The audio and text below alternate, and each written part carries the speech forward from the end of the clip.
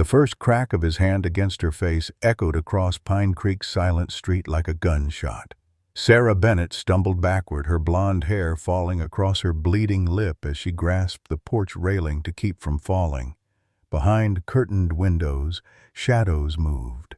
Neighbors, seeing everything, doing nothing. "Please," she whispered, the word barely audible as James loomed over her, his construction-hardened fist raising again. Behind drawn blinds, Martha Wilson's trembling fingers dialed 911. 3 houses down, Officer Thompson's patrol car rolled to a stop, his German Shepherd partner's ears suddenly alert. Before Thompson could process what he was seeing, Max's powerful body lunged through the half-open window, a blur of black and tan streaking across manicured lawns toward Sarah's desperate cries. James never saw him coming, the 80-pound guardian angel with teeth bared and a growl that seemed to rise from the depths of judgment itself. Leave a like and share your thoughts in the comments along with the city you're watching from now. Let's continue with the story. Sarah Bennett had once lived in color. 4 years ago, she'd decorated her kindergarten classroom with handmade paper butterflies, each one bearing the name of a child she taught. She'd worn floral dresses and laughed easily, her green eyes crinkling at the corners. The children of Pine Creek loved Miss Sarah, and parents requested her class specifically. That was before James. Before the charming construction foreman with the disarming smile had walked into the school to repair a leaking roof and walked out with her phone number. Their courtship had been a whirlwind. 3 months of flowers, surprise picnics, and passionate declarations. When he proposed beneath the old oak tree in the town square, the entire diner erupted in applause. Pine Creek loved a romance. No one noticed when Sarah's colorful dresses disappeared, replaced by high-necked blouses that covered the fingerprint bruises on her collarbone. No one questioned why she resigned from teaching just 6 months after the wedding, or why her laughter grew scarce, then silent.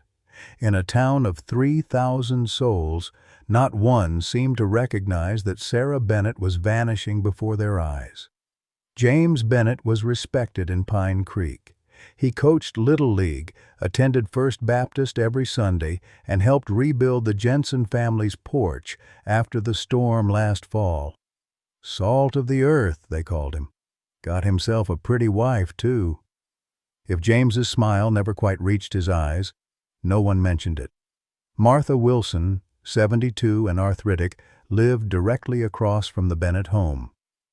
From her front window, where she sat with her needlepoint most evenings, she'd seen the progression. The arguments through open windows that first summer. Sarah's increasingly hunched posture by fall. The first time James gripped Sarah's arm so tightly she gasped just before Christmas. Martha had considered calling someone, perhaps Pastor Davis, but what business was it of hers to interfere in a marriage? The good book said, wives should submit, after all.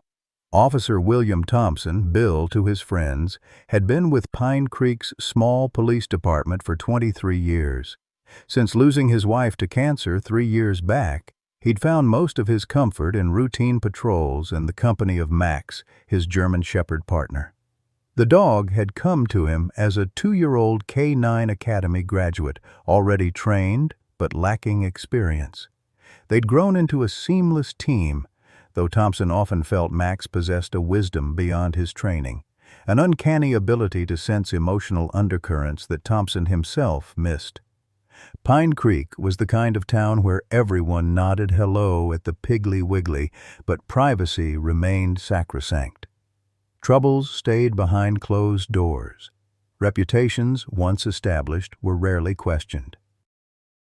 It was into this careful dance of secrets and silence that violence had gradually crept, wrapping itself around Sarah Bennett's life like kudzu on a dying tree. The letter arrived on a Tuesday, nestled between a utility bill and a flyer for Carson's hardware summer sale. Sarah recognized her sister Karen's handwriting immediately, and her heart quickened. She glanced over her shoulder before slipping the envelope into her apron pocket. James wouldn't be home for hours, but caution had become her constant companion.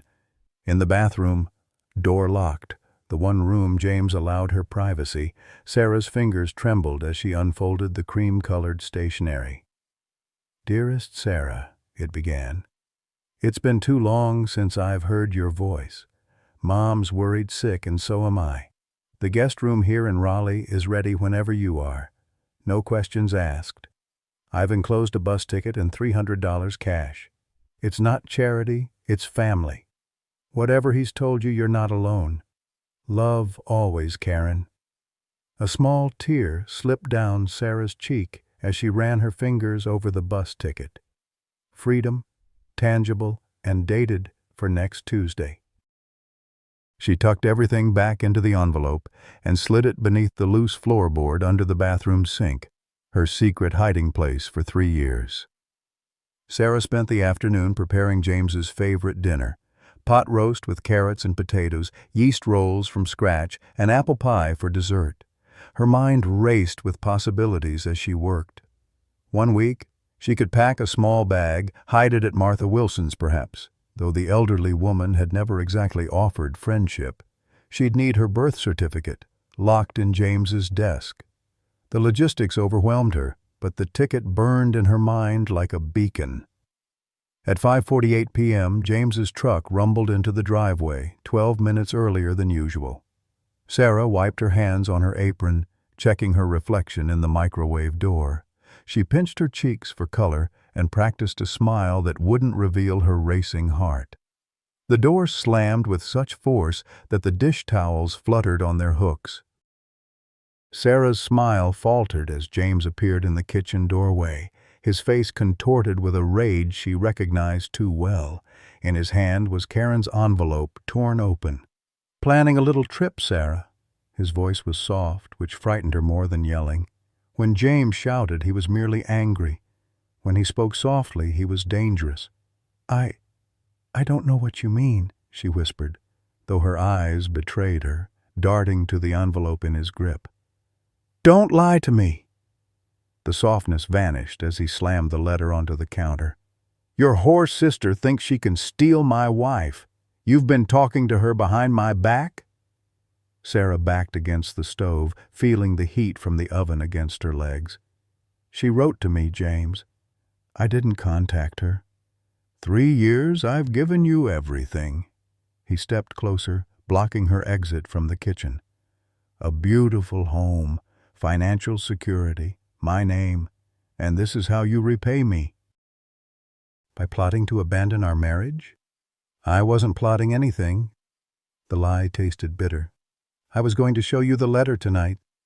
James's laugh held no humor. "More lies? Did you think I wouldn't check the bathroom hiding place? Did you think I don't know every move you make in my house?" Sarah's stomach dropped.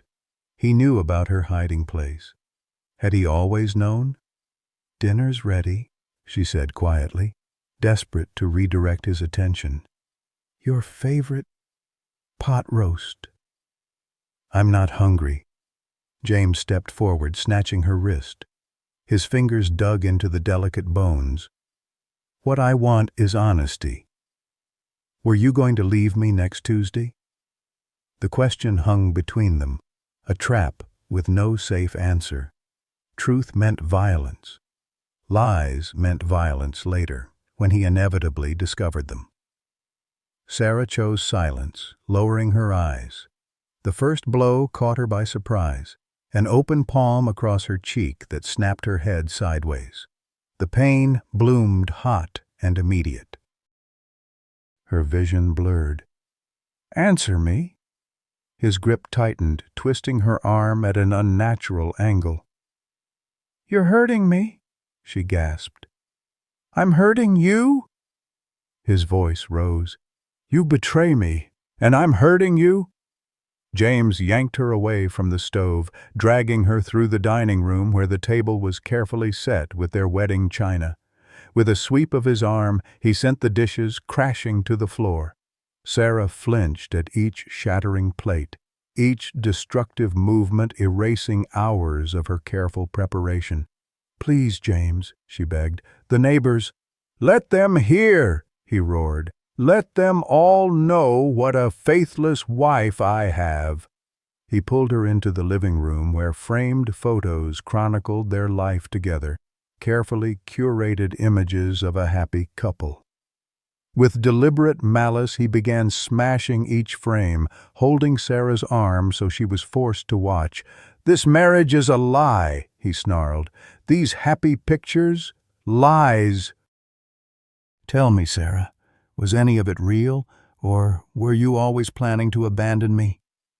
"It was real," she whispered, thinking of those early months when his jealousy had seemed like devotion, when his possessiveness had felt like passion. "It was real until you started hurting me." Something darkened in James's eyes. "I never hurt you, unless you deserve it." The words, his constant refrain, ignited something unexpected in Sarah. Perhaps it was Karen's letter, or perhaps 3 years of fear had finally crystallized into something harder. "No one deserves this," she said, her voice stronger than she'd intended. "No one." James's grip loosened momentarily in surprise, and Sarah seized her chance. She twisted free and ran for the front door, yanking it open. The evening sunlight blinded her as she stumbled onto the porch. If she could reach Martha's house, James caught her hair before she reached the steps, yanking her backward. Sarah screamed, a primal sound that tore from her throat and echoed down Pine Creek's quiet street. Her legs gave way as she fell against the porch railing. "Help!" she cried out, seeing curtains twitch in windows across the street. "Someone please help me!" James loomed over her, grabbing her shoulders and shaking her violently. "Shut up! Get back inside!" From the corner of her eye, Sarah saw Martha Wilson's door open slightly, then close again. No help would come. Not from neighbors who valued privacy over safety, not in Pine Creek. "I'm leaving you," Sarah gasped, tasting blood from her split lip. "I don't care what you do to me. I'm done." James's face contorted with rage. He raised his hand again, this time a closed fist.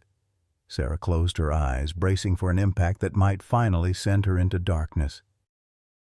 Instead, she heard the sound of tires on asphalt, then a strange commotion, a car door opening, followed by the jingle of metal tags and the rapid click of nails on pavement. Officer Bill Thompson was halfway through his chicken salad sandwich when the call came through on his radio. He'd parked his patrol car beneath the shade of an old maple tree on Orchard Street, a quiet spot where he often took his lunch break with Max. The German Shepherd sat patiently in the back seat, separated by a metal grate, but watching Thompson's every move with intelligent amber eyes. "Unit 14. We've got a domestic disturbance call at 1478 Sycamore Lane. Caller reports hearing screaming and possible physical altercation." Thompson sighed, wrapping the remainder of his sandwich and tucking it into the paper bag. 1478 Sycamore, the Bennett residence. Not the first call from that address, though previous ones had always been dismissed as misunderstandings when officers arrived. James Bennett had friends on the force. "Copy that. Unit 14 responding," Thompson replied, starting the engine.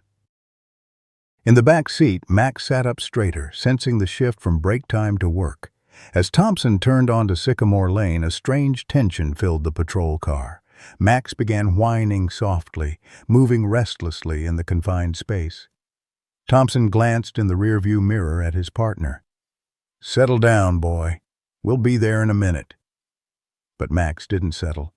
Instead, his whining intensified, and he began pawing at the grate between them. In 7 years of partnership, Thompson had never seen the dog so agitated without obvious cause.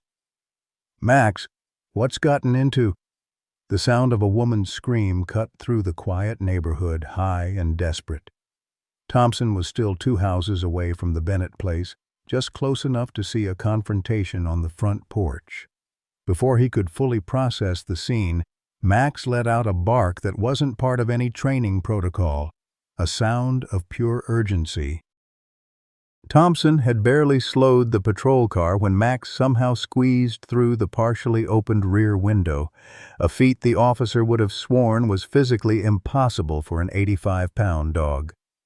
The shepherd launched himself from the moving vehicle in a powerful leap, hitting the ground running with single-minded determination. "Max, stop!" Thompson shouted, slamming on the brakes. But the command fell on deaf ears as Max raced across lawns toward the Bennett house. James Bennett never saw the dog coming. His attention was entirely focused on Sarah, his fist drawn back for another blow. Max covered the distance in seconds, his powerful body a blur of black and tan fur, moving with the precision of his police training but driven by something far more primal. Thompson sprinted after his partner, drawing his service weapon as he ran. What he witnessed next would forever change his understanding of his canine partner. Max didn't attack James, not in the way an aggressive dog would. Instead, he inserted his body between James and Sarah with surgical precision, his teeth bared but not biting, a growl rumbling from deep in his chest. The message was clear. The violence stops here. "What the hell?" James stumbled backward, momentarily shocked by the German shepherd standing over his cowering wife. "Get this dog away from me!" Max didn't budge. His eyes remained locked on James, his body a living shield for Sarah, who had curled into herself against the porch railing. Thompson reached the scene, breathing hard. "Police! Step back, Mr. Bennett!" James's face twisted from shock to outrage. "Your dog just attacked me, Thompson. I want him put down."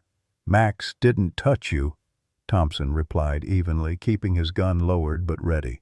"Now back away from your wife. Slowly." James's eyes darted between Thompson and Max, calculating his options. "This is ridiculous." "We were just having a disagreement." Behind Max, Sarah's face was streaked with blood from her split lip. Her left cheek was already swelling, and finger-shaped bruises darkened her forearms. The evidence contradicted James's casual dismissal. "Step back and put your hands where I can see them," Thompson repeated, his voice harder. James raised his hand slightly, taking a step toward Thompson. "Bill, come on. You know me." Sarah gets emotional sometimes, and Max's growl deepened, stopping James mid-sentence and mid-step.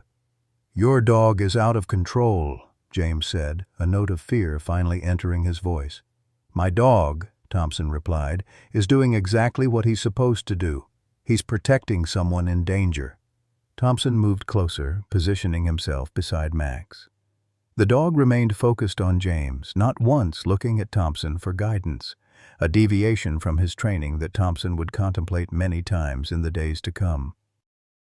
"Sarah," Thompson said gently without taking his eyes off James, "are you able to stand?"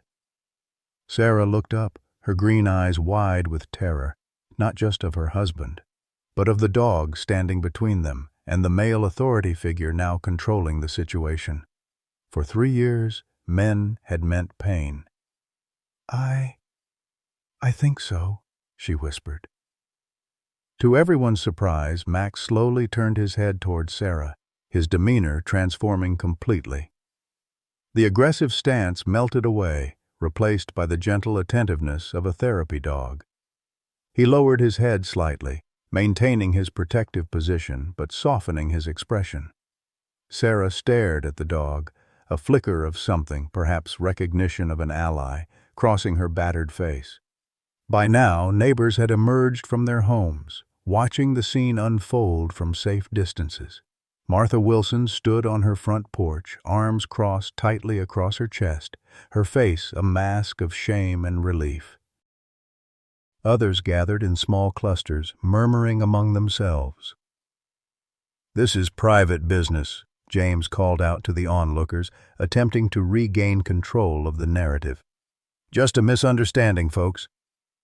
"A misunderstanding that split her lip and bruised her arms?"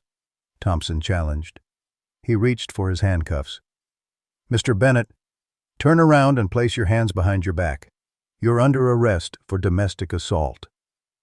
"This is absurd!" James's voice rose, his facade cracking. "She's my wife!"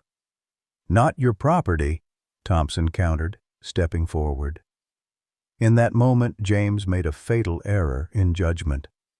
Seeing Thompson move toward him with handcuffs, he lunged suddenly toward Sarah, perhaps thinking to use her as leverage. Max reacted with lightning speed, inserting himself more firmly between them.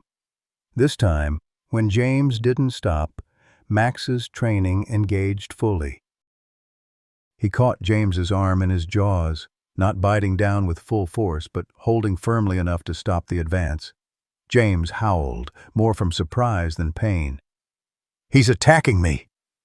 You saw it!" Thompson moved quickly, securing James's free arm with a handcuff while Max maintained his hold. "Release!"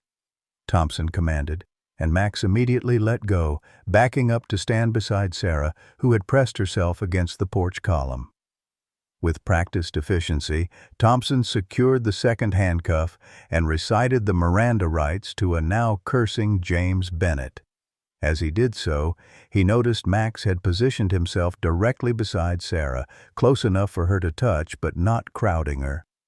The dog's eyes remained vigilant, moving between James and Sarah as if assessing ongoing threat levels. "This is harassment," James spat as Thompson guided him toward the patrol car. "I know the chief, this won't stick." "We'll let the justice system decide that," Thompson replied evenly. As Thompson secured James in the back seat of the patrol car, he radioed for backup and medical assistance. When he returned to the porch, he found a scene that would stay with him for years to come. Sarah Bennett, still trembling, had sunk to a sitting position on the porch steps. Max had settled beside her, his body not quite touching hers, but close enough for comfort. The German shepherd's eyes were fixed on her face with an intensity that seemed to transcend his training. What happened next defied Thompson's understanding of both trauma victims and working dogs. Sarah, who had every reason to fear both men and large dogs in that moment, slowly raised a shaking hand. Max remained perfectly still as her fingers made tentative contact with his fur. When no harm came, she spread her palm against his neck, feeling the solid warmth of him. "Good boy," she whispered, her voice breaking. Max responded by gently laying his head in her lap, a gesture of such tender compassion that Thompson felt his throat tighten. In 7 years together, he had never seen Max break protocol like this, offering comfort before being commanded, choosing his own way to respond to a situation. As sirens sounded in the distance, announcing the arrival of backup and medical help, Thompson watched the woman and the dog form a connection that transcended the violence of the day. In that moment, something shifted in Pine Creek, a secret exposed to sunlight, a silence finally broken. And in the patrol car behind them, James Bennett's face contorted with rage as he watched his wife receive the gentleness he had never given her, from a creature who couldn't speak but had somehow said everything necessary. The emergency room at Pine Creek Memorial was a sterile maze of fluorescent lighting and antiseptic smells. Sarah sat on the edge of an examination table, her feet dangling above the linoleum floor like a child's. Dr. Eleanor Winters, a woman in her 50s with kind eyes and efficient hands, documented each injury with clinical precision. Contusions on both arms, laceration to the lower lip requiring 3 stitches, facial bruising, sprained wrist, and older injuries in various stages of healing. "I fell," Sarah said automatically when asked about the yellowish bruise on her rib cage. Dr. Winters paused, her pen hovering above the chart. "Sarah," she said gently, "that's not what happened today, and I suspect it's not what happened before either." Sarah looked down at her hands, at the wedding ring that now felt like a shackle. "Does it matter what I say? No one ever believes me anyway." "I believe you," Dr. Winters replied. "And the police believe you too." "Officer Thompson is waiting outside to take your statement." Panic fluttered in Sarah's chest. "I can't press charges. James knows people in this town. He'll—" She stopped, the unspoken threat hanging in the air between them. Dr. Winters sat on a rolling stool, bringing herself to eye level with Sarah. I've worked in this hospital for 27 years. I've treated women with injuries far worse than yours, and I've signed too many death certificates for women who went back. Whatever you're afraid he'll do if you speak up, he will eventually do anyway if you don't. The truth of those words settled over Sarah like a heavy blanket. She thought of the bus ticket, now torn to pieces, of Karen's letter, of the 3 years spent walking on eggshells that always broke beneath her feet regardless of her caution. "I don't have anywhere to go," she whispered. "Yes, you do," Dr. Winters said, handing her a business card. "Pine Creek Women's Shelter. They have security, counseling, and legal advocates. You wouldn't be their first resident, and you won't be their last." Sarah stared at the card, tracing its embossed letters with her fingertip. "Can I think about it?" Dr. Winters nodded, though her eyes reflected concern. "Of course. Now, there's someone rather unusual who's been quite insistent about seeing you." Sarah looked up, confused. "My sister. Is Karen here?" "No, though we've called her.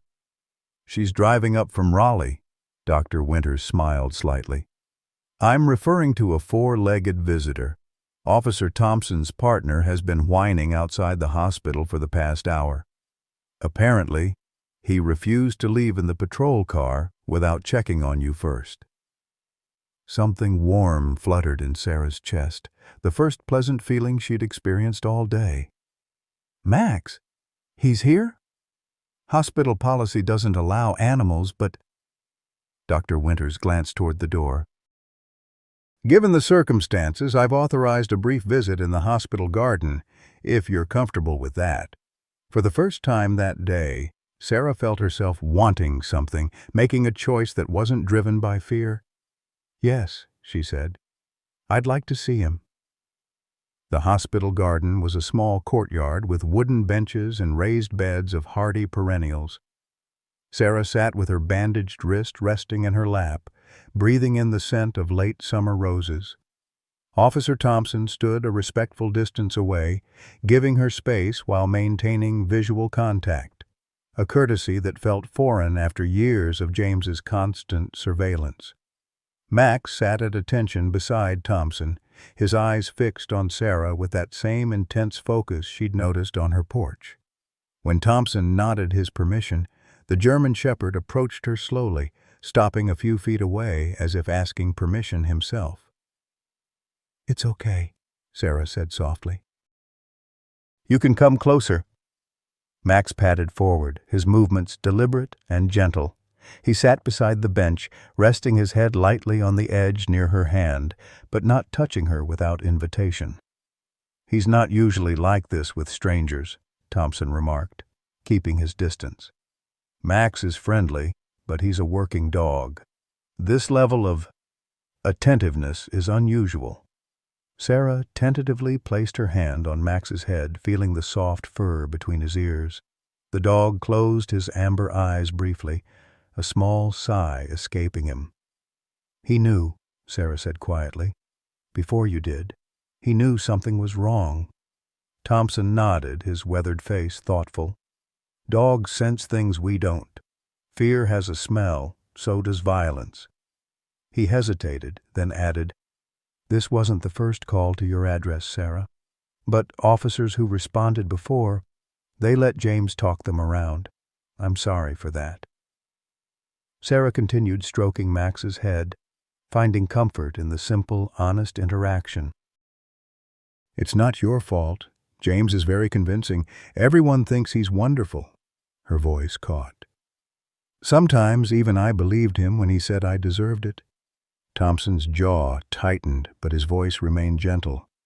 "No one deserves what he did to you. No one." The words, so similar to what she'd told James before he attacked her, brought fresh tears to Sarah's eyes.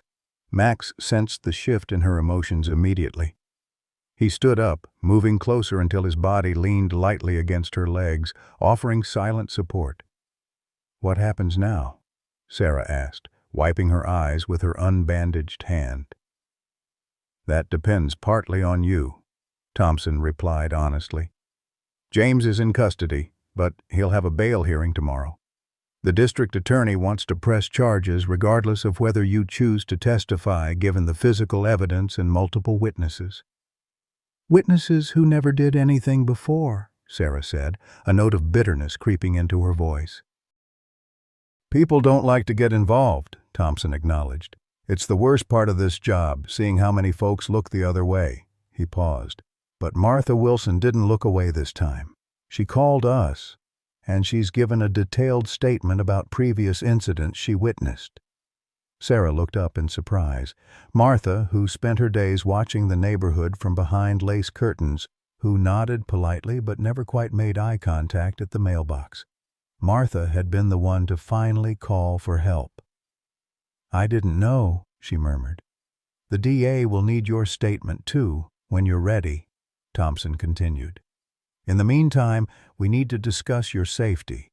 Do you have family you can stay with?" "My sister Karen is coming, but—" Sarah hesitated. "James will look for me there first. The women's shelter Dr. Winters mentioned is an option. They keep their location confidential, and they have security protocols." Sarah nodded, overwhelmed by decisions that suddenly seemed both urgent and impossible. Max pressed a little closer to her side, as if sensing her distress. "Could I—" she began, then stopped, embarrassed by what she'd been about to ask. "Yes?" Thompson prompted. "Nothing. It's silly." Sarah shook her head. I feel safe with Max. I know that sounds strange." Thompson studied her for a moment, then looked at his canine partner. "It's not strange at all. Max is trained to protect people in danger." He seemed to make a decision. "I have a spare bedroom at my house. It's nothing fancy, but it's secure, and Max would be there. If you wanted a day or two to figure things out, you'd be welcome. No pressure either way." The offer hung in the air, unexpected and complicated. Sarah didn't know this man. After James, the thought of being in any man's home sent fear crawling up her spine. And yet, she looked down at Max, who gazed back at her with eyes that somehow understood everything without judgment. "I don't want to impose," she said finally. "It's not an imposition. Just a safe place while you make your next move." Before Sarah could respond, a hospital aide appeared at the garden entrance. "Officer Thompson, there's a call for you at the nurses' station. They say it's urgent." Thompson nodded. "I'll be right there." To Sarah, he added, "Take your time deciding. I'll be back in a few minutes." As Thompson walked away, Sarah found herself alone with Max in the quiet garden. The German Shepherd remained beside her, a solid, calming presence. "What should I do, Max?" she whispered, feeling foolish for seeking counsel from a dog, yet somehow comforted by his attentive ears and steady gaze. "I'm so tired of being afraid." Max tilted his head slightly, then did something unexpected. He stood, walked to the garden gate that led to the parking lot, then looked back at her expectantly. Sarah almost smiled. "Are you telling me to leave? Just like that?" Max returned to her side, nudging her hand gently with his nose. "I wish it were that simple." Sarah sighed. "But where would I go? James controls everything. Our bank accounts, my car title, even my phone plan. He made sure I couldn't leave." The reality of her situation pressed down on her again. 3 years of isolation had left her with few friends, no income of her own, and a paralyzing fear of James's retribution. The women's shelter seemed like her only option, yet the thought of hiding in a strange place among strangers filled her with dread. When Thompson returned 10 minutes later, his expression was grim. "That was the station. James's father has already arrived to post bail.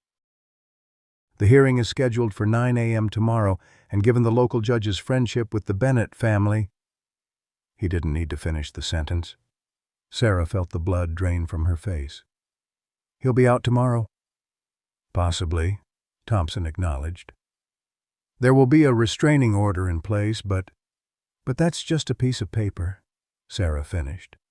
The fragile sense of safety she'd begun to feel in the garden evaporated. He'll come for me. He always said if I ever tried to leave. She couldn't complete the thought. Thompson's expression hardened. Not while I have anything to say about it. He sat on the bench opposite her, keeping a respectful distance. Sarah, I know you have no reason to trust me or any other officer after what happened before. But I give you my word, you will be protected. Sarah looked at him, then at Max, who had positioned himself between her and the garden entrance, as if already on guard duty. The dog's alert posture and unwavering attention spoke of a dedication that transcended mere training.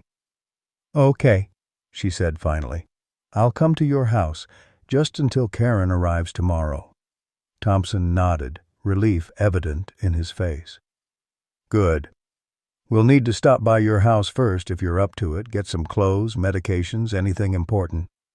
The thought of returning to the house she'd shared with James sent a wave of nausea through Sarah, but she knew it was necessary. He kept my ID and birth certificate in his desk. I'll need those. We'll get them. I'll be with you the whole time, and Thompson gestured to Max, who sat at attention by Sarah's side. So will he. As the sun began to set over Pine Creek Memorial, casting long shadows across the garden, Sarah Bennett took her first tentative step toward freedom, following a German shepherd who had somehow recognized her need when the entire town had turned a blind eye. 3 months after the incident on her front porch, Sarah Bennett sat in the witness box of Pine Creek County Courthouse, her hands clasped tightly in her lap to hide their trembling. The courtroom was divided like the town itself. James's supporters on the right, including his parents, fellow construction workers, and several church members. Sarah's smaller contingent on the left, primarily her sister Karen, Dr. Winters, Martha Wilson, and a cluster of women she'd met through support group sessions at New Beginnings, the shelter where she now volunteered twice weekly. Officer Thompson sat in the front row behind the prosecution table, his service uniform pressed and formal. Beside him, lying quietly on the floor, was Max, officially present as a K-9 officer, but everyone knew the real reason for his attendance. Sarah had requested it specifically, and Judge Harmon, despite his friendship with the Bennett family, had reluctantly granted permission, perhaps aware of the community attention now focused on this case. Mrs. Bennett, defense attorney Richard Keller, approached the witness stand, his expensive suit and cultivated Charleston accent designed to intimidate. You've testified that my client, your husband, assaulted you on June 15th. Yet this was the first time in your 3-year marriage that you reported any abuse to authorities. Is that correct? Sarah swallowed hard, meeting Keller's calculating gaze. Yes, that's correct. And in those 3 years, you never once mentioned abuse to your doctor, your family, or your friends. Correct? Sarah hesitated, feeling the weight of James's stare from the defendant's table. James monitored all my communications. He checked my phone. He drove me to doctor appointments and stayed in the room. Keller smiled thinly. That wasn't my question, Mrs. Bennett. Did you or did you not report abuse prior to June 15th? No, Sarah admitted, her voice smaller than she wanted it to be. In fact, Keller continued, pacing before the witness stand, you resigned from your teaching position voluntarily after your marriage, did you not? No one forced you to quit. District Attorney Elena Vasquez stood. Objection, Your Honor. Counsel is badgering the witness and mischaracterizing the nature of coercive control. I'm simply establishing facts, Keller countered smoothly. Mrs. Bennett's credibility is central to this case. Judge Harmon, a heavyset man in his 60s who had known the Bennett family for decades, frowned slightly. I'll allow it, but tread carefully, Mr. Keller. The witness will answer. Sarah took a deep breath. On paper, yes, I resigned voluntarily. but James told me that if I continued teaching, he would assume I cared more about other people's children than having our own. He said a proper wife stays home. And you accepted this traditional arrangement? Keller nodded as if her answer confirmed something. Yet now you claim it was abusive. Objection! Vasquez stood again. Counsel is testifying. Sustained, Judge Harmon said reluctantly. Rephrase, Mr. Keller. Keller adjusted his approach. Mrs. Bennett, would you say you have a history of anxiety and emotional instability? Sarah blinked, thrown by the sudden change in direction. No, I wouldn't say that. No? Keller raised an eyebrow, retrieving a document from his table. I have here your medical records from college, indicating you were prescribed anti-anxiety medication during your junior year. You stopped treatment after 3 months. Why was that? Sarah felt heat rising to her face. That was 10 years ago. I was dealing with exam stress and... Just answer the question, Mrs. Bennett.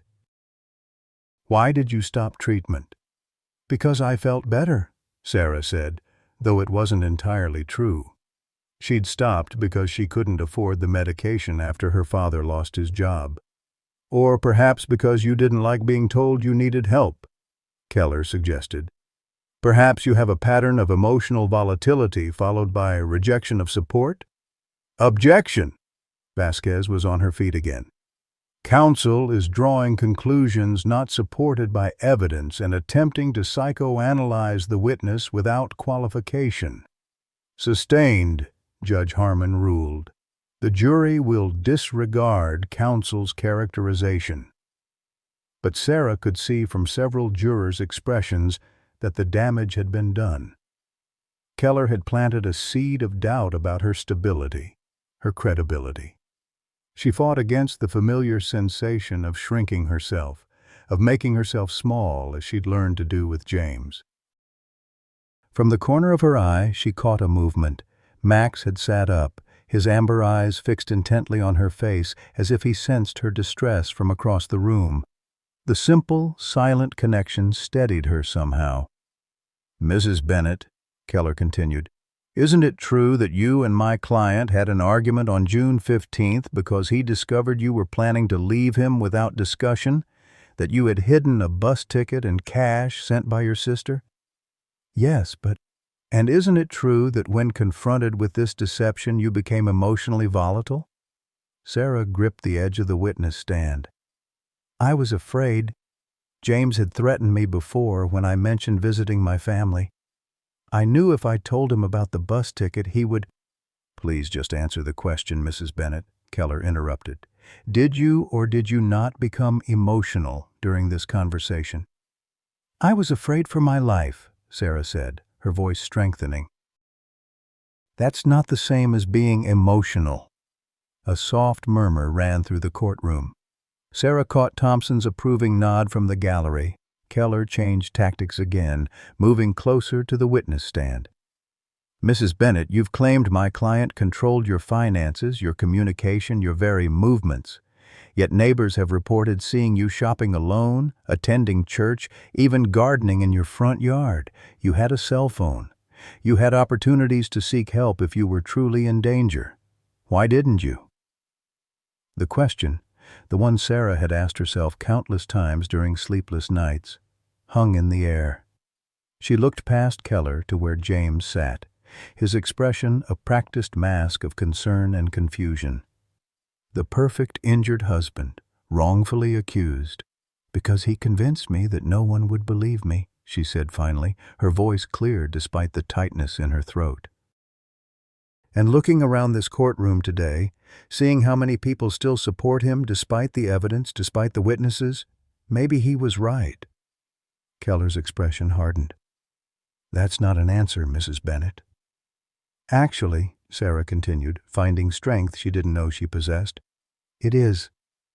Abuse isn't just bruises, Mr. Keller. It's isolation. It's fear. It's believing you deserve the pain because someone you love tells you so, repeatedly, until you can't tell the difference between love and control anymore. Your Honor, Keller appealed to the judge, the witness is making a speech, not answering the question. Judge Harmon nodded. Please confine your responses to the questions asked, Mrs. Bennett. Keller pressed his advantage. Let's be more specific then. The police photos show bruising on your arms, a split lip, and facial contusions. Yet my client maintains that when he attempted to prevent you from leaving the home he provided, I might add, you became physically aggressive and any injuries you sustained were the result of his attempt to restrain you for your own safety. How do you respond to that? Sarah stared at him in disbelief. That's a lie. Is it? Keller raised an eyebrow. Neighbors reported hearing you screaming before seeing any physical altercation. Were you perhaps in the midst of an emotional breakdown? I was screaming because he was hurting me, Sarah said, fighting to keep her voice steady. Because he had destroyed our home, torn up my sister's letter, and threatened to kill me if I tried to leave. Yet no one heard these alleged threats, Keller noted. Only your screams, which could have been, as my client testifies, an emotional outburst during a difficult marital conversation. Before Sarah could respond, a low growl emanated from the gallery. Every head turned to see Max standing rigidly beside Officer Thompson, hackles raised, staring directly at James Bennett. The sound, though not loud, cut through the courtroom tension like a knife. Officer, Judge Harmon frowned, control your animal or remove him from my courtroom. Thompson placed a calming hand on Max's back. Apologies, Your Honor. It won't happen again. But the interruption had shifted something in the atmosphere. Several jurors were looking between Max and James with new speculation in their eyes. The dog's reaction seemed to punctuate Sarah's testimony in a way no words could have. Keller, momentarily thrown off rhythm, adjusted his tie and pressed on.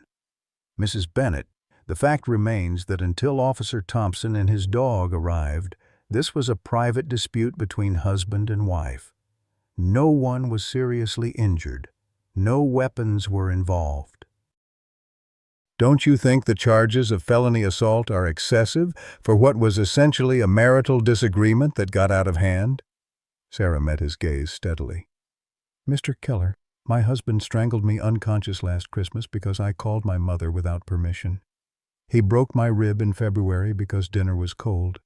He threw me down the stairs in April because a male grocery clerk helped me to the car with heavy bags.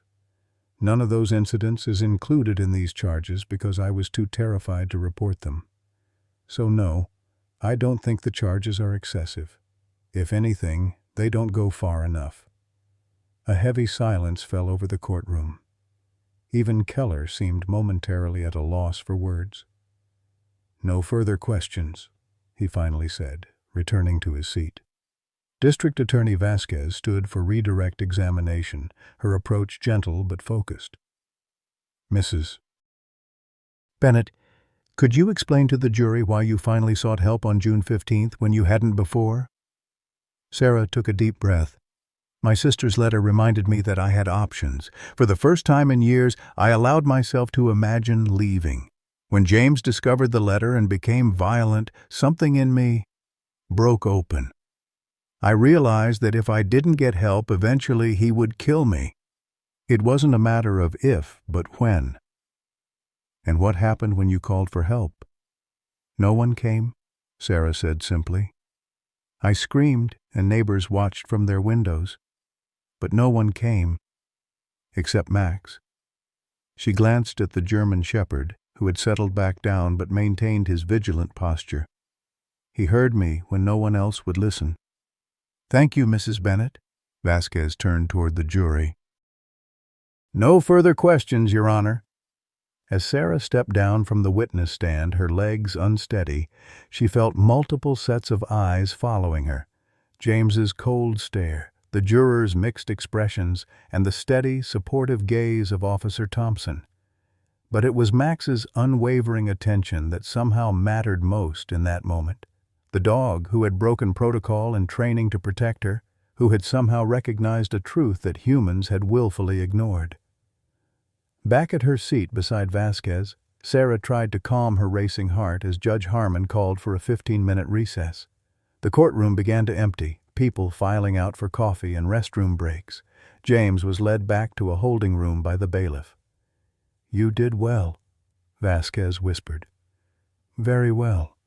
Keller tried every victim-blaming tactic in the book and you stood your ground." Sarah nodded, though she felt hollow with exhaustion.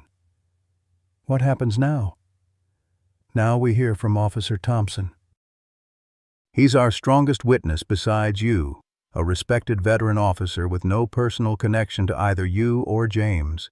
His testimony about what he witnessed, combined with the photographs and medical report, builds a compelling case." As the courtroom emptied, Thompson approached with Max at his side. The German Shepherd immediately focused on Sarah, his posture alert but calm. "You okay?" Thompson asked quietly. Sarah managed a small nod. "Better than I expected, actually. 3 months ago, I couldn't have done that." "You're stronger than you know," Thompson said. There was no condescension in his tone, only simple acknowledgement of fact. Sarah reached out to stroke Max's head, drawing comfort from the warm, solid presence that had become her tether to sanity during the darkest days after leaving James. "Max didn't like it when Keller was questioning me." Thompson's mouth quirked in a half-smile. "Max is an excellent judge of character. And he's grown rather protective of you." It was true. During the 2 days Sarah had stayed at Thompson's house before moving to the shelter, Max had appointed himself her personal guardian. He'd slept outside her bedroom door, alerted to her nightmares before they fully manifested, and placed himself between her and the door whenever someone knocked. Even after she relocated to New Beginnings, Thompson brought Max for regular visits that the shelter staff considered unofficial therapy sessions. "He's not supposed to react like that in court," Sarah noted. "No," Thompson agreed, "he's not. But I've learned to trust his instincts, even when they don't align with protocol." Their conversation was interrupted by Martha Wilson, who approached hesitantly. The elderly woman had become an unexpected ally in recent months, her testimony about witnessing multiple incidents at the Bennett home providing crucial corroboration for Sarah's account. "You spoke beautifully, dear," Martha said, her lined face solemn. "I only wish I'd spoken up sooner. All those times I saw him grab you or heard the shouting, I told myself it wasn't my business." Sarah touched the older woman's arm gently. "You called for help when it mattered most." Martha shook her head. "Not soon enough, but I'm making up for it now." She straightened her thin shoulders. "That Keller fella can try to intimidate me all he wants when I'm on that stand this afternoon, but I know what I saw, and I'm done being silent." As people began filing back into the courtroom, Thompson excused himself to prepare for his testimony. Sarah returned to her seat, drawing deep breaths to steady herself for the next phase of the trial. She was no longer the same woman who had watered geraniums with downcast eyes and hidden bruises. The past 3 months, though filled with fear, uncertainty, and the disorienting process of rebuilding a life from scratch, had awakened something in her that James had tried to extinguish. The Sarah who sat in the courtroom now could look her abuser in the eye without flinching. She could speak her truth without qualification or apology. And when Thompson took the stand minutes later, Max lying attentively at the base of the witness box, Sarah felt a surge of something unfamiliar yet essential: hope. Not just for the trial's outcome, but for the possibility that her story, her voice, might finally be heard, might even prevent another woman from enduring years of silent suffering. Whatever the jury decided, Sarah Bennett had already claimed a victory that James could never take away. She had reclaimed her voice, and it had all begun with a German shepherd who recognized her worth when she had forgotten it herself. The rain beat a steady rhythm against the window pane of Sarah's small apartment at the New Beginnings shelter. 4 months had passed since the trial, and autumn had settled over Pine Creek, stripping the trees bare and washing the sky a perpetual shade of gray that matched Sarah's mood. She sat at the kitchenette table, staring at the official-looking envelope before her. The return address bore the letterhead of the Pine Creek County Court. Sarah already knew what it contained. Karen had called that morning with the news. After a week of deliberation, the jury had deadlocked. 6 for conviction, 6 for acquittal. A hung jury. Judge Harmon had declared a mistrial. James Bennett was a free man. The restraining order remained in place, a flimsy piece of paper that was supposed to keep her safe. But Sarah knew better. Paper didn't stop fists or threats or the suffocating fear that had taken up residence in her chest again since Karen's call. "You can appeal," her sister had insisted. "Elena said the DA's office is prepared to retry the case. They have new evidence, Sarah. Another woman has come forward, someone James dated before you." But Sarah barely heard the reassurances. All she could think was, he won. Again. A soft knock at her door startled her from her thoughts.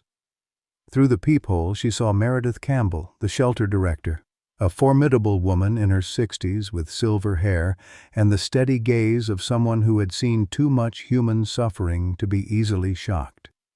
"May I come in?" Meredith asked when Sarah opened the door. Sarah nodded, stepping back to admit the older woman. Meredith's gaze immediately fell on the unopened court envelope. "So you've heard," she said simply. "Karen called." Sarah returned to her chair, suddenly exhausted. 6-6 split. Apparently, some jurors thought I was emotionally unstable and had provoked James. Meredith's mouth tightened. "Unfortunately, I've heard that before. Too many times." "What happens now?" Sarah asked, though she wasn't sure she wanted the answer. "That depends on you." Meredith took the seat across from her. "The DA wants to retry the case. With the new witness, they have a stronger position. But that would mean going through the whole process again. Testimony, cross-examination, the works." Sarah closed her eyes briefly. The thought of facing James across a courtroom again, of having Richard Keller dissect her life and motives and mental health, made her physically ill. "I don't know if I can," she admitted. "No one would blame you if you chose not to," Meredith said. "But I want you to know that whatever you decide, New Beginnings will support you. Your apartment here is secure for as long as you need it." The kindness in Meredith's voice nearly undid Sarah. After years of James's calculated cruelty, genuine compassion still felt foreign, almost suspicious. "Thank you," she managed. "I need some time to think." After Meredith left, Sarah finally opened the envelope, scanning the formal language that confirmed what she already knew. At the bottom, in cold legal terminology, was the statement that James Bennett was released from custody, with the restraining order as the only condition. 100 yards. That was all that legally separated her from the man who had promised to kill her if she ever left him. Her phone buzzed with a text message. "Unknown number. I knew they wouldn't believe you. No one ever will. We need to talk. For old time's sake." Sarah's hand shook so badly she dropped the phone. It had to be James. The message wasn't explicitly threatening, he was too clever for that. But the implication was clear. He knew she'd received the verdict. He was watching, waiting.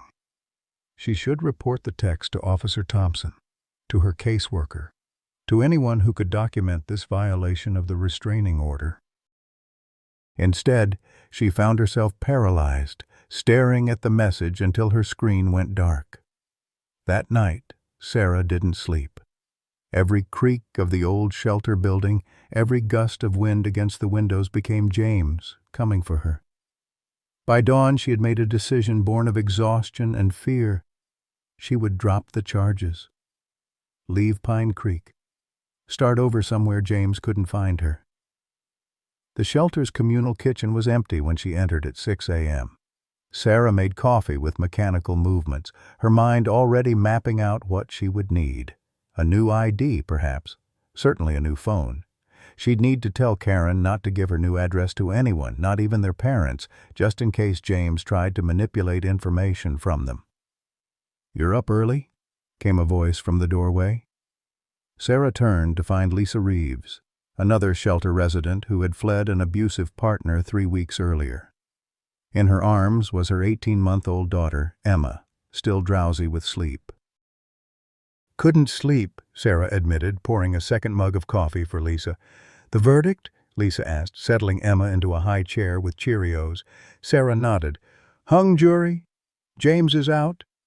Lisa's face fell. "Oh, Sarah, I'm so sorry." "It's fine," Sarah lied. "I'm fine. I'm actually thinking of leaving Pine Creek for a while." "Running," Lisa said quietly, not a question but a recognition. She'd done it herself twice before finding new beginnings. "Being smart," Sarah corrected, though the distinction felt hollow. Lisa said nothing for a moment, sipping her coffee while Emma methodically crushed Cheerios on the high chair tray.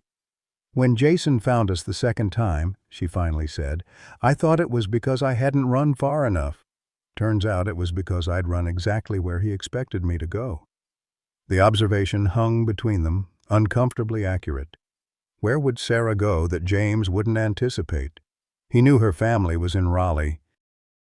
Knew her college friends were scattered across Virginia and the Carolinas. He'd spent 3 years systematically mapping and controlling her connections. There was nowhere she could run that he hadn't already calculated. "What other choice do I have?" Sarah asked, the question directed as much to herself as to Lisa. "I don't know," Lisa admitted. "But I came to the shelter the night you testified. I heard what you said in court about realizing you deserved better, about finding your voice." She looked down at Emma.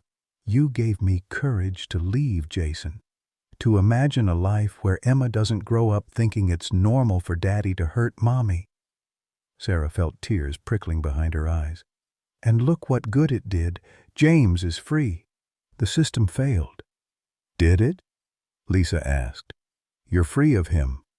You have a restraining order. You have people who believe you and support you. That's not nothing, Sarah." Before Sarah could respond, her phone buzzed again. Another text from the unknown number. "I'm waiting at our special place. Come alone so we can fix this mess you've made." Their special place, the gazebo in Riverside Park where James had proposed, where he'd taken her on their first anniversary, just before he broke her finger for speaking to a male server. Sarah's hands trembled as she set down the phone. Part of her, the part that had been conditioned over 3 years to obey, to appease, to avoid James's rage at all costs, screamed that she should go, that she could convince him to leave her alone if she just explained herself properly, apologized sincerely enough. The rational part of her knew better. If she went to that gazebo, she might not return. "Sarah?" Lisa's voice seemed to come from far away. "What's wrong? You've gone white as a sheet." "Nothing," Sarah managed. "Just, I need some air." She fled the kitchen, ignoring Lisa's concerned call after her. In her apartment, Sarah paced the small space, the phone clutched in her hand like a live grenade. 2 more texts arrived in quick succession. "I'm disappointed in your silence, Sarah. I thought you were smarter than this. Last chance. Meet me, or I find you. Your choice." The walls seemed to close in around her. Sarah grabbed her jacket and purse, moving with the automated precision of someone no longer fully in control of their actions. She left a brief note for Meredith. Needed space to think. Back later. And slipped out the shelter's side entrance, avoiding the security desk. Outside, the November air bit through her thin jacket. Sarah walked quickly away from new beginnings, no destination in mind beyond away. She needed to think, to breathe, to escape the suffocating panic that had gripped her since the verdict. Without conscious intent, her feet carried her toward downtown Pine Creek. Shop owners were just opening for the day, raising blinds and sweeping sidewalks. A few nodded in recognition as she passed. Sarah had become something of a local celebrity since the trial, the woman who had accused James Bennett, son of Pine Creek's former mayor, of domestic violence. Opinion remained divided on whether she was a brave truth-teller or a vindictive, unstable wife. As she rounded the corner past the library where she'd recently begun volunteering, Sarah froze. Parked across the street was James's truck, the black Ford F-150 with the custom grille and Pine Creek Construction magnetic signs on the doors. He wasn't inside, but the vehicle's presence sent a clear message. He was nearby, watching. Sarah's first instinct was to run. Her second, contradictory impulse was to find him, to confront him and demand he leave her alone. Before she could decide, her phone buzzed again. "I see you got my messages, smart girl. The gazebo, 10 minutes? Or I come find you at that women's shelter you think I don't know about." The threat stole her breath. James knew where she was staying. The sheltered location of New Beginnings was supposed to be confidential, but Pine Creek was a small town. Secrets rarely remained secret for long. Sarah glanced around, suddenly feeling exposed on the empty morning sidewalk. Her gaze fell on the police station 2 blocks away. Officer Thompson would be there. He would know what to do. But as she took a step in that direction, doubt crept in. What could Thompson really do? James hadn't explicitly threatened her. He hadn't violated the 100-yard boundary of the restraining order, at least not in a way she could prove. The texts came from an unregistered number. It would be her word against his, again. And if Thompson did confront James, what then? It would only enrage him further, make him more determined to get to her. No, Sarah decided. She couldn't involve Thompson. Couldn't risk putting anyone else in James's crosshairs. She had created this situation by testifying. She would have to resolve it herself. Before she could reconsider, Sarah changed direction, heading toward Riverside Park. The gazebo stood at the far end, overlooking the slow-moving waters of the Chowan River. As she approached, her steps slowed. Every instinct screamed at her to turn back, yet something stronger, the ingrained habit of obedience, perhaps, or the desperate hope that she could somehow reason with him, propelled her forward. James was waiting, seated on the bench inside the white wooden structure. He wore the blue button-down shirt she had given him for his birthday last year, his face freshly shaved, hair neatly combed, the picture of respectability. No one passing by would guess that those manicured hands had left bruises on her throat, that the mouth now curved in a smile had spat vicious threats as he dragged her across their living room floor. "Sarah," he said, standing as she approached. "You came." "I knew you would." She stopped at the gazebo steps, maintaining distance. "What do you want, James?" "To talk." He spread his hands in a gesture of reasonableness. "Like civilized people. No lawyers, no judges, no interfering cops or their mutts." The reference to Max sent a chill through Sarah. "There's nothing to talk about. The restraining order says you can't be within 100 yards of me. You're breaking the law right now."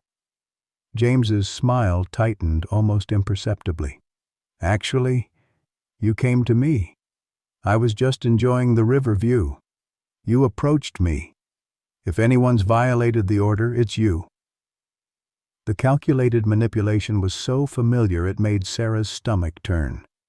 This was how he had always operated, twisting facts, rewriting reality, making her doubt her own perceptions until she no longer trusted herself.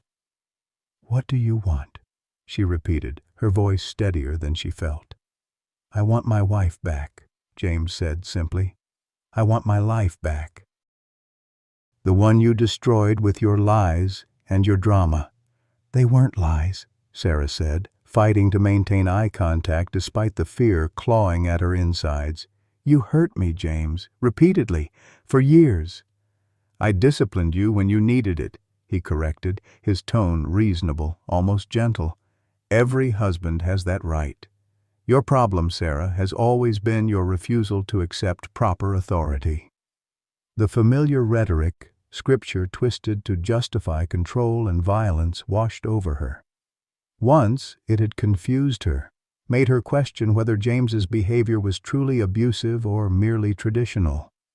Now, after months of therapy and support groups, she recognized it for what it was: the language of power disguised as righteousness. "I'm not coming back," Sarah said, taking a step backward. "Ever. The divorce papers have been filed." Something darkened in James's eyes, though his smile remained fixed. "I haven't signed them. I won't sign them. Till death do us part, remember?" The implied threat hung between them. Sarah took another step back. "This was a mistake. I'm leaving." "Not yet." James moved with unexpected speed, closing the distance between them and grasping her arm. His fingers dug into the same spot they had so many times before, finding the muscle memory of pain. "You owe me, Sarah.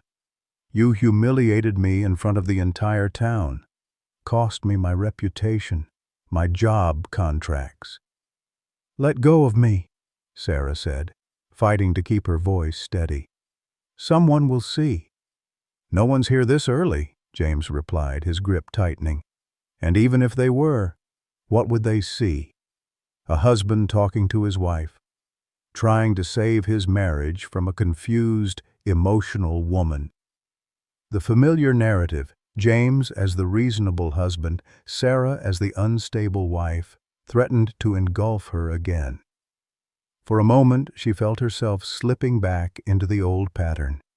Apologize, appease, agree to whatever would make the pain stop. Then, unbidden, she remembered Max, the way the German shepherd had placed himself between her and James that day on the porch, unflinching and certain. He had recognized the truth when no one else would, had seen her worth when she had forgotten it herself. "I am not confused," Sarah said, finding strength in the memory. "And I am not coming back. Now let go of my arm, or I will scream so loudly that everyone in Pine Creek will hear me." James's face transformed, the mask of reasonableness falling away to reveal the rage beneath. "You ungrateful bitch! After everything I've done for you!"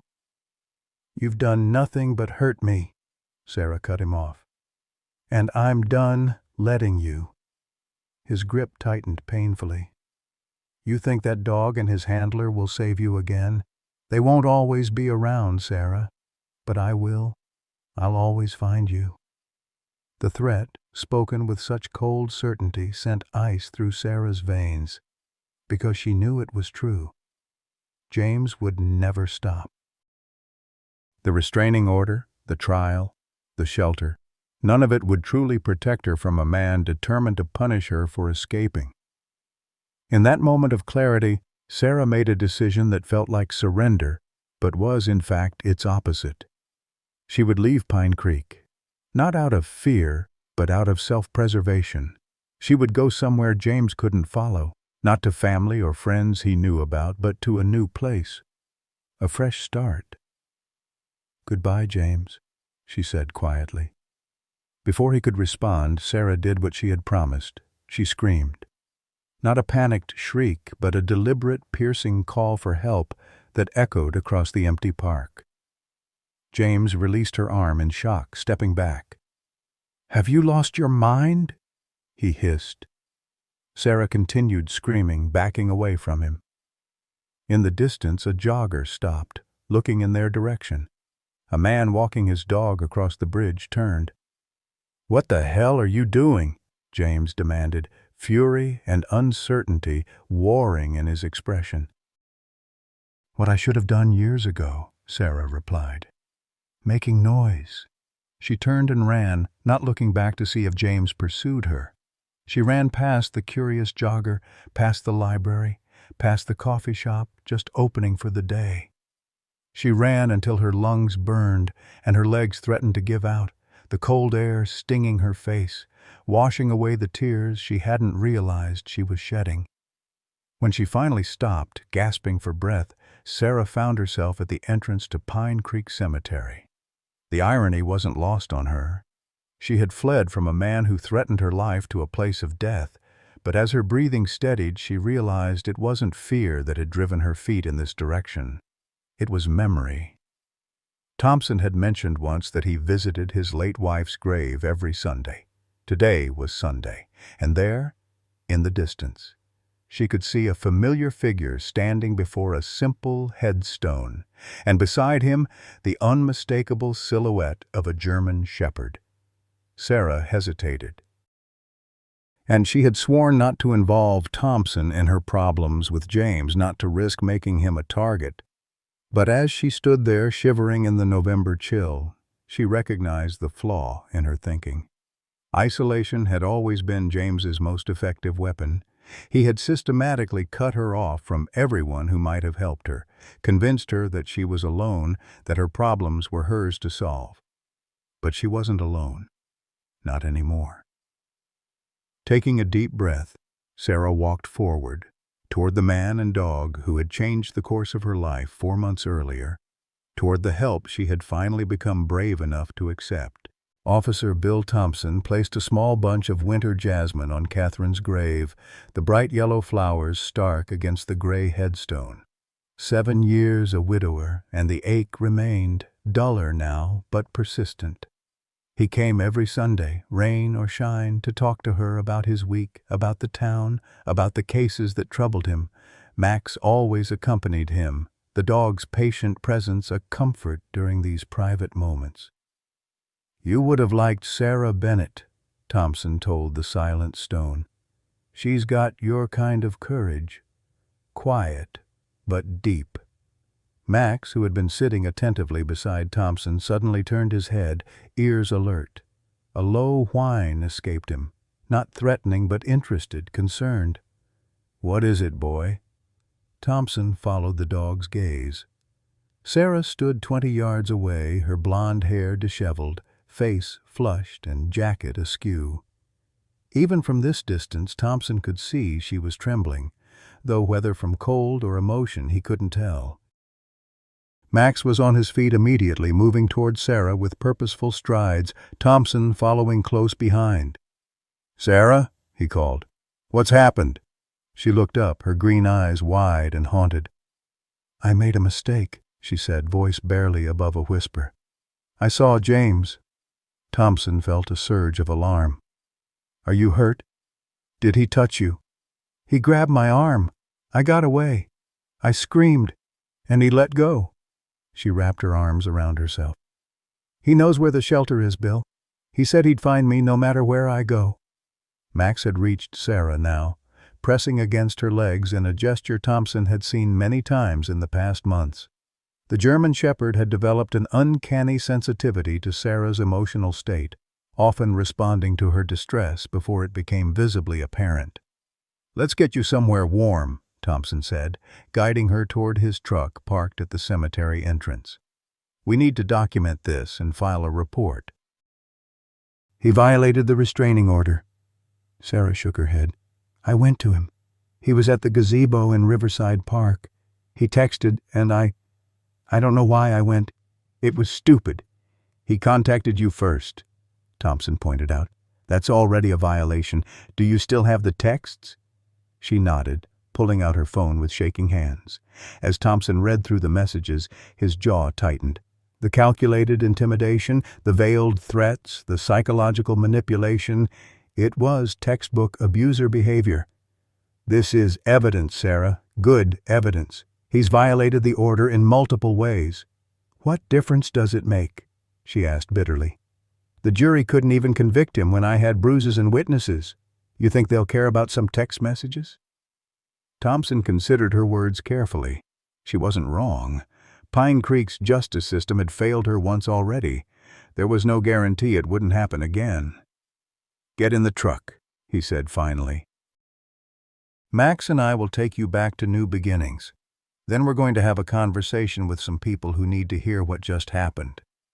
"What people?" "The ones who should have been listening all along." An hour later, Sarah sat in Pine Creek's First Baptist Church Fellowship Hall, clutching a cup of cooling coffee. Around the table were faces that had once been merely familiar but had recently become significant in her journey. Pastor Robert Davis, looking uncomfortable in his Sunday suit. Martha Wilson, her thin hands folded primly before her. Dr. Eleanor Winters from the hospital. Library Director Judith Hale, who had given Sarah part-time work cataloging children's books. Officer Thompson and Max, the latter lying vigilantly at Sarah's feet, and most surprisingly, Mayor Patricia Collins, who had replaced James's father in the last election. "I want to thank you all for coming on such short notice," Thompson began. "Especially on a Sunday morning." "Officer Thompson said it was urgent," Pastor Davis responded, his eyes not quite meeting Sarah's.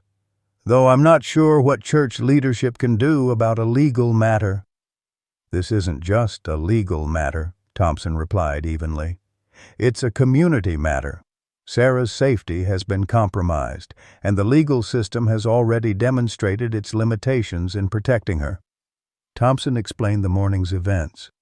James's texts, the confrontation at the gazebo, his threat to find Sarah at the shelter. As he spoke, Sarah watched the reactions around the table.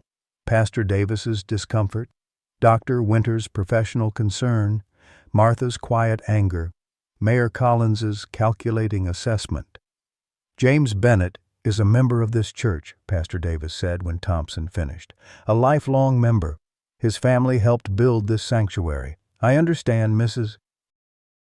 Bennett's concerns, but without proof." "I have proof," Sarah interrupted, sliding her phone across the table. "The texts are all here, and there will be security cameras in the park that show him grabbing me this morning." The pastor examined the phone with obvious reluctance. "These messages are concerning, certainly, but they could be interpreted in different ways, and the restraining order situation becomes complicated if you voluntarily went to meet him." "Stop it, Robert," Martha Wilson's sharp voice cut through the room. "Just stop it right now. We all know what James Bennett is. We've always known. We just pretended not to see because his daddy was mayor and his granddaddy built half this town, and it was easier to blame Sarah than admit one of our own could be a monster." A heavy silence followed Martha's outburst. Pastor Davis looked stricken, his carefully constructed neutrality crumbling under the weight of the elderly woman's moral clarity. "Mrs. Wilson is right," Mayor Collins said, breaking the silence. "Pine Creek has a James Bennett problem. And it didn't start with Sarah." All eyes turned to the mayor, a formidable woman in her 60s who had won election on a platform of transparency and accountability, a direct response to the previous administration's perceived corruption. "What do you mean?" Sarah asked. "I mean," the mayor continued, "that there have been other complaints about James over the years. A girlfriend in high school who transferred schools after an accident that broke her wrist. A college roommate who filed a police report after James put him in the hospital during an argument. 2 female employees at Bennett Construction who quit suddenly with NDAs and settlements." "How do you know all this?" Pastor Davis asked, clearly shaken. "Because I was town clerk for 15 years before becoming mayor," Collins replied. "I saw the reports that mysteriously disappeared. The complaints that never made it to official records. Former Mayor Bennett made sure his son's indiscretions were handled." Sarah absorbed this information with a strange mixture of validation and grief. Other victims, all silenced just as she had been, all dismissed or disbelieved or paid off while James continued his pattern of violence unchecked. "Why didn't you say something during the trial?" Thompson asked, a note of accusation in his voice. Mayor Collins met his gaze steadily. "Because most of what I know is hearsay or records I can't legally access anymore. Because the Bennett family still has powerful allies in this town. And because, quite frankly, I didn't think it would make a difference to that particular jury." She turned to Sarah. "I'm sorry. That was a political calculation, and it was wrong." "So what do we do now?" Dr. Winters asked, bringing the conversation back to the immediate concern. "Sarah isn't safe at New Beginnings if James knows her location." "She could stay with me," Martha offered. "I've got a spare bedroom, and I'm too old and ornery to be intimidated by James Bennett." Thompson shook his head. "That's generous, Mrs. Wilson, but it would put you at risk too. James is escalating. This isn't just about controlling Sarah anymore. It's about punishing her for defying him publicly." "What about a transfer to another shelter?" Pastor Davis suggested. "Perhaps in Richmond or even further away." Sarah looked down at Max, who had shifted to rest his head on her foot, a warm, grounding presence. "I don't want to run," she said quietly. "This is my home, too. I have a job at the library. I volunteer at the shelter. I'm rebuilding my life here." She looked up, meeting the pastor's eyes directly. "Why should I be the one to leave?" "Because James is dangerous," the pastor replied, but his tone lacked conviction. "Yes, he is," Sarah agreed. "So why is the community's solution to send me away rather than hold him accountable?" Another silence fell over the room, heavier than before. It was Judith Hale, the library director, who finally spoke. "Because it's easier," she said simply.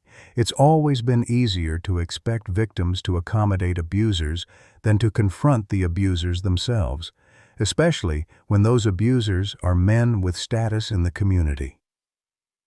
Judith, a quiet, bookish woman whom Sarah had come to deeply respect, removed her glasses and rubbed the bridge of her nose. "My ex-husband broke 3 of my ribs before I finally left Savannah and came to Pine Creek 15 years ago. I never pressed charges, never told anyone here until this moment, because I knew what would happen if I did." Sarah stared at her boss in shock.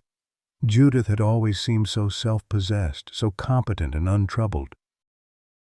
The revelation that she too had survived domestic violence, had been silently carrying that history all this time, shifted something in Sarah's understanding of survival. "I don't want Sarah to have to run like I did," Judith continued, "but I also don't want her to become another statistic. Women are killed by their abusers every day in this country, particularly after leaving them." "Which is why we need to try a different approach," Thompson interjected. "One that doesn't rely solely on the court system, which has already failed once." "What are you suggesting?" Mayor Collins asked, leaning forward with interest. "Community accountability," Thompson replied. "James thrives on his reputation, his social standing. He gets away with abuse because people respect him or fear him, or simply don't want to get involved. What if we change that equation?" "How?" Pastor Davis asked. "By breaking the silence. All of us." Thompson looked around the table. "Mayor Collins knows about previous victims. Dr. Winters has medical evidence of Sarah's injuries over time. Mrs. Wilson witnessed incidents. I responded to calls at their house that never resulted in reports because Sarah was too afraid to speak up then. Even you, Pastor, must have seen signs." Pastor Davis shifted uncomfortably. "James and Sarah came for counseling a few times. I did notice concerning dynamics, but pastoral confidentiality doesn't apply when someone's life is in danger," Dr. Winters cut in sharply. "You know that, Robert." The pastor nodded slowly, his shoulders sagging. "You're right. I suspected, but I didn't want to see it. James's father was a major donor. The family has deep roots in our congregation." He looked at Sarah with genuine remorse. "I failed you. The church failed you. I'm deeply sorry." The simple acknowledgement, so long withheld, brought unexpected tears to Sarah's eyes. "Thank you," she managed. "Apologies are important," Mayor Collins said, "but they don't ensure Sarah's safety. What exactly are you proposing, Officer Thompson?" "A community protection network," Thompson explained. Sarah shouldn't have to hide, but she also shouldn't be alone. We create a schedule. People who check in on her, drive her to work, keep eyes on her apartment. We document every time James comes near her, every text, every attempt at contact. We build a case so strong that even a sympathetic judge can't ignore it. And we make it public, Judith added, warming to the idea. Not just Sarah's story, though only if she consents, but the pattern, other victims, the community's complicity. The Pine Creek Gazette would run it. Rachel Chen has been wanting to do a series on domestic violence for years. This would be highly unusual, Mayor Collins noted, though her tone was considering rather than dismissive, and potentially risky. James won't take public exposure quietly. No, he won't, Sarah agreed, finding her voice. He'll be furious, dangerous even, but he's already dangerous. At least this way, it's not just me standing against him, it's all of us. Max shifted at her feet, sitting up to press against her leg as if sensing her emotional surge. Sarah rested her hand on his head, drawing strength from the contact. There's something else, she continued. James isn't just a threat to me. Lisa Reeves at the shelter. Her ex-boyfriend Jason found out where New Beginnings is located. He's been driving by, watching. Lisa's terrified he'll take their daughter. If James knows the location, others might too. The shelter isn't safe anymore. Not for any of us. This revelation shifted the energy in the room. The threat was no longer theoretical, no longer confined to Sarah's situation. It had expanded to encompass vulnerable women and children throughout the community. We need to relocate the shelter, Dr. Winters said decisively. Immediately. The old Westbrook property might work, Mayor Collins suggested. The county seized it for back taxes last year. It's secluded, has good security features, and could be ready quickly with some volunteer work. The church could help with that, Pastor Davis offered, sitting straighter now. We have skilled volunteers, and I can personally contribute to funding security systems. The library has a community room that could serve as temporary housing during the transition, Judith added. Sarah watched in amazement as the conversation flowed around her, practical suggestions building on each other, resources being offered, responsibilities being claimed. This was what community was supposed to be. Not the silent complicity that had enabled James for years, but active, engaged protection of its vulnerable members. What about James himself? Martha asked, bringing focus back to the immediate threat. All these plans are well and good, but that man is still walking free, still fixated on Sarah. We begin by filing a report about today's violation, Thompson said. Then we petition Judge Morris, not Harmon, for an emergency hearing regarding the restraining order violation. Morris is less connected to the Bennett family and has a stronger record on domestic violence cases. And we request additional conditions, Mayor Collins suggested. Ankle monitoring, surrender of firearms, regular check-ins with probation. Will that be enough? Sarah asked, voicing her deepest fear. James doesn't respect legal boundaries. He never has. Which is why the community aspect is crucial, Thompson replied.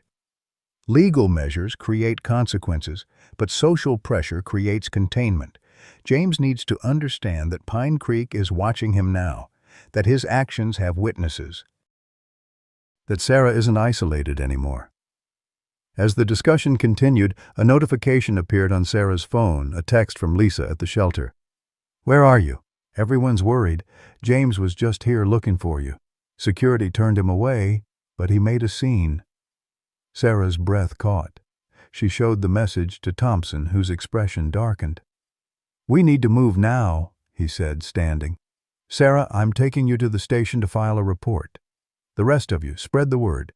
New Beginnings needs immediate protection and relocation assistance.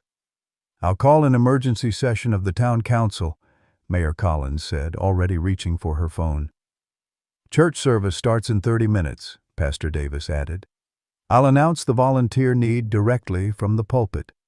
"I'll contact Rachel at the Gazette," Judith offered, and opened the library community room for emergency use. As everyone moved with newfound purpose, Martha Wilson placed a thin hand over Sarah's. "You're not alone anymore, dear," she said quietly. "Pine Creek failed you before. We won't fail you again." Sarah looked around at these people. Some she barely knew, others she'd known all her life, suddenly united in her defense. At her feet, Max remained vigilant, a steadfast guardian who had been the first to recognize her worth when no one else would. For the first time since receiving news of the hung jury, Sarah felt something stir within her. Not quite hope, not yet, but its essential prerequisite: possibility. The possibility that justice might take forms beyond a courtroom verdict. That safety might be found in community rather than isolation. That her voice, once silenced, might catalyze change for others beyond herself. As she left the church with Thompson and Max, Sarah glanced back at the unlikely coalition forming behind her. A pastor finding his moral compass, a mayor acknowledging systemic failures, ordinary citizens accepting their responsibility to protect their own. This was not the justice she had imagined, but perhaps it was the justice she needed. Not a single verdict, but a community's awakening. Not an ending, but a beginning. 1 year later, Sarah Bennett stood on the front porch of her small cottage, watching the late autumn sunlight filter through the red and gold leaves of the maple tree in her yard. The house wasn't much. 2 bedrooms, a cozy living room, a kitchen with outdated appliances, but it was hers. Purchased with a combination of her teacher's salary, reinstated when Pine Creek Elementary had eagerly rehired her 6 months ago, and a first-time homebuyer's grant from the county. A carved pumpkin sat on her steps, alongside pots of chrysanthemums, normal seasonal decorations that spoke of permanence, of belonging, of staying. Sarah sipped her coffee, savoring the peaceful moment. Soon her sister Karen would arrive with her husband and children for their monthly visit. The guest room was ready, fresh towels laid out, and a batch of pumpkin muffins cooling on the kitchen counter. But for now, in this golden morning light, Sarah had the luxury of solitude without fear, a gift she never took for granted. From inside the house came the clicking of nails on hardwood, and then Max appeared at her side, his intelligent amber eyes surveying the quiet street before settling back on her face with his characteristic attentiveness. "Good morning to you, too," Sarah smiled, reaching down to scratch behind his ears. "Karen's bringing the kids today. Emma made you a new bandana." Max's tail wagged at the familiar names. At 9 years old, the German Shepherd showed touches of gray around his muzzle, but remained as alert and protective as ever.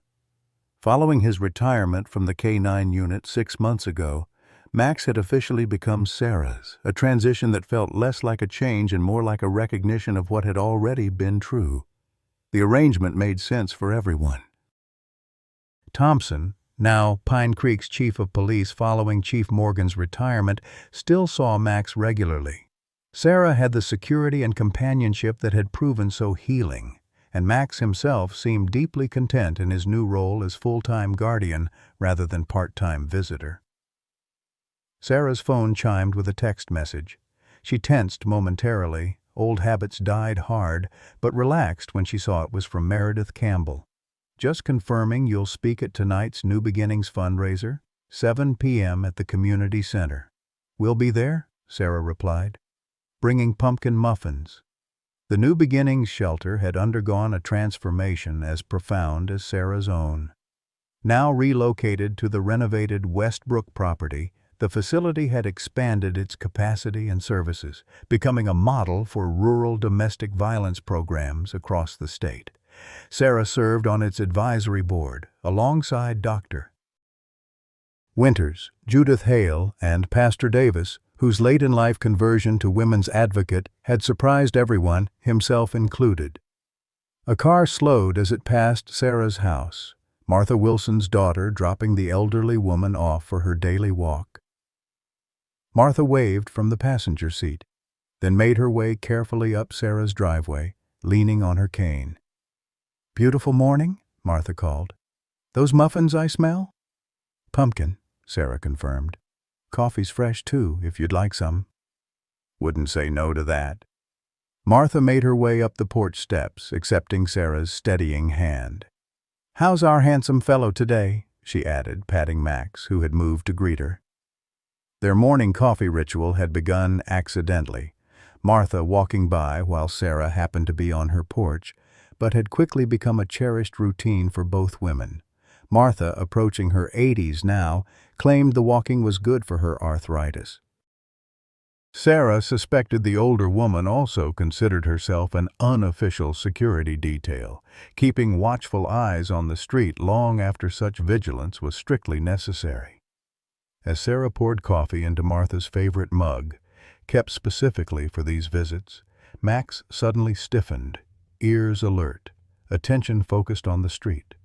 Both women followed his gaze to see a patrol car pulling up to the curb. "Morning, ladies," Thompson called as he approached the porch. At 50, the newly appointed chief carried himself with the same steady reliability, though responsibility had added a few more lines to his weathered face. "Hope I'm not interrupting?" "Not at all," Sarah replied, already retrieving a third mug from inside. "Coffee?" "Can't stay long," Thompson said, though he accepted the offered cup. "Just wanted to check in before you heard it elsewhere. James Bennett was released from Craven Correctional this morning." Sarah's hand stilled momentarily as she poured the coffee. After a moment she continued, passing the mug to Thompson. "I see," she said quietly. 6 months was all they gave him. "For the stalking and restraining order violations, yes," Thompson confirmed. "Though if he'd been convicted on the original domestic violence charges—" "But he wasn't," Sarah finished. "The hung jury, the mistrial, these were old wounds now, scabbed over if not fully healed. His probation conditions are strict," Thompson continued. "Ankle monitor, weekly check-ins, banned from Pine Creek entirely. He can't come within city limits." "And if he violates those conditions?" Martha asked sharply. "He goes back for 2 years minimum," Thompson assured her. "I've already notified all officers to be on alert, and the county sheriff is aware as well." Sarah nodded, processing this new reality. She had known this day was coming, had prepared for it mentally, emotionally, practically. Still, hearing that James was free sent a whisper of the old fear through her body, faint now, manageable, but present. Max seemed to sense her disquiet. He pressed against her leg, solid and reassuring, his body language communicating what words could not. "You are not alone." "I'm not worried," Sarah said after a moment, surprised to find it mostly true. "He has no power over me anymore." Martha reached over to pat her hand. "And he'd have to get through half the town to reach you anyway.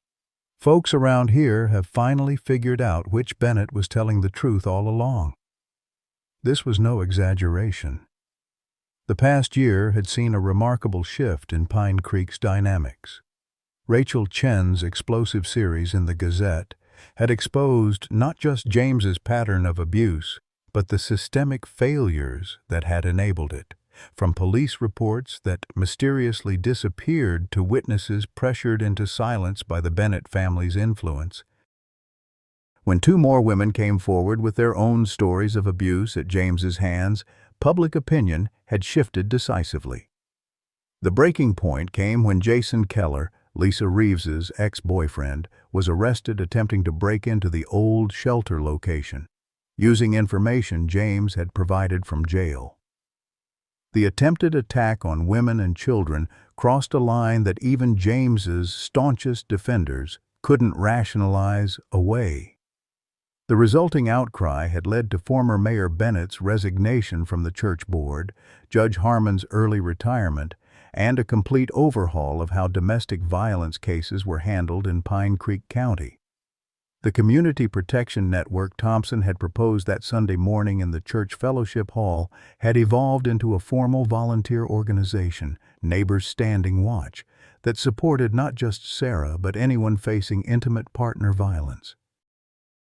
"Will you be at the fundraiser tonight?" Sarah asked Thompson, deliberately shifting the conversation away from James. "Wouldn't miss it," he replied, "though I may be late. Budget meeting with the town council runs until 6:30. "Save you some muffins," Sarah promised. After Thompson left, Martha studied Sarah's face with the direct gaze that had become her trademark. "You really okay, honey? No shame in being shaken by news like that." Sarah considered the question honestly. "I'm cautious," she admitted. "Not terrified, not anymore, but aware." She gestured to Max, who had returned to his vigilant position beside her chair. "We'll be careful, won't we, boy?" Max's ears perked at being addressed, his amber eyes fixed on her with that same unwavering attention that had first connected them on her front porch a year ago. "That dog understands more than most people," Martha observed, not for the first time. "Always has." Later, after Martha had continued her walk and Sarah had finished preparing for her family's visit, she found herself drawn to the small home office she'd set up in the second bedroom. On the wall hung her newly reinstated teaching certificate, alongside photographs of her kindergarten class, her family, and friends who had become as close as family. Thompson at his promotion ceremony, Judith and the library staff, the New Beginnings Advisory Board. And in the center, in a simple silver frame, was a photograph taken the day she'd moved into this cottage. Sarah, kneeling beside Max, both of them looking toward the camera with matching expressions of cautious optimism. It had been early days then, Sarah still starting over, still healing, still looking over her shoulder. Now, 6 months later, she was thriving. The nightmares came less frequently. The flinch response when someone moved too quickly near her had faded. She laughed more easily, spoke more confidently, took up space in the world without apologizing for her existence. Recovery wasn't linear, Dr. Meera Patel, her therapist, often reminded her. There would be setbacks. Today's news about James might trigger one. But setbacks weren't failures. They were just part of the journey. Sarah ran her fingers over the silver frame, then reached for her journal, a practice Dr. Patel had suggested early in their sessions. Writing had become Sarah's way of processing, of claiming her experiences rather than being defined by them. "James is free today," she wrote, her pen moving steadily across the page. "I am choosing not to let that fact imprison me." The doorbell rang, interrupting her thoughts. Max was already trotting toward the front door, tail wagging. He recognized Karen's car sound, could distinguish it from others even before Sarah heard it. Sarah closed her journal and went to greet her sister, following Max's excited path through the living room. Through the front window she could see Karen's minivan, her niece Emma already bouncing impatiently on the lawn, a small package clutched in her hands, likely the promised bandana for Max. As Sarah opened the door, sunlight flooded the entryway, warming her face. Max pushed past gently, eager to greet the familiar visitors. Emma's delighted squeal as the German shepherd approached made Sarah smile, the sound of ordinary joy, of family, of safety. This was her life now, not perfect, not without challenges, but genuinely hers. She had rebuilt it, piece by piece, with help from unexpected allies and her own determination that had proven stronger than she'd known. "Aunt Sarah," Emma called, running up the path. "I made Max a Halloween bandana. It has pumpkins and ghosts." "He's going to love it," Sarah replied, stepping onto the porch to welcome her family. As Karen's husband David unloaded suitcases from the trunk and her nephew Tyler argued with Emma about who would give Max his new toy, Sarah took a moment to absorb the scene. Ordinary family chaos, normal Saturday plans, regular life continuing, despite James's release, despite the shadow he had once cast over everything. The final lines she would write in her journal that evening, after the fundraiser was over and her family had settled into her guest room, would capture the essence of this realization. 1 year ago, a German shepherd broke protocol to protect a stranger, and in doing so, showed me my own worth. Today, I live in a house with my name on the deed, work at a job I love, and am surrounded by people who see me clearly. This is not the life I imagined when I was cowering on that porch, but it's infinitely better than any future I could envision then. I am not just surviving anymore, I am thriving. And tonight when I speak at the fundraiser, that's the message I want other women to hear. Your abuser's voice is not the final word on your story. There is life, rich, full, joyful life, waiting on the other side of fear. In the years to come, Sarah would revisit these words often. She would share them with women newly arrived at new beginnings, terrified and uncertain. She would read them aloud at conferences where she advocated for better protections for domestic violence survivors in rural communities. She would whisper them to herself on difficult days when memories surfaced unexpectedly. But on this particular Saturday, with autumn sunlight painting her world in gold and the steady presence of Max beside her, Sarah simply lived them, moment by ordinary, extraordinary moment.